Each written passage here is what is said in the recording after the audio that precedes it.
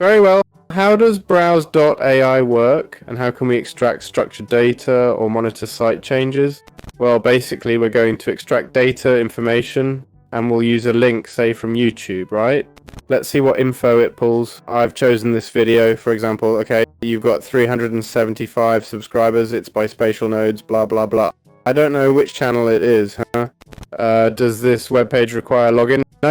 I click Start Robot Training. We can use a Chrome extension or the Robot Studio, okay? And it'll connect to the server and all that. Truth is, I think YouTube's a pretty general site. Yes, it is a web page. Don't get me wrong, but not quite in the usual sense. There, you've seen the bot detector go off, right?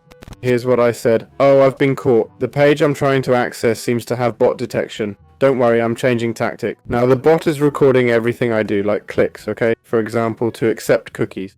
I just want to see what information it gives me. Look, it asked what kind of info I want extracted. I clicked on capture text, okay? And what type of information do you want extracted? Well, just text. Now I have to select what to extract. For instance, I want the title extracted, visible text. I want the name and subscriber count, also visible text. And then extract the comments themselves, right? Then I click confirm. It says name the text. Okay, name the text, title, next. Channel. I should have put these separately, right? And here, comments. Okay, so there I have that. And I can click save, alright? Then I just click finish. Now we have the bot trained and ready, okay? We click save video details, and the bot is created.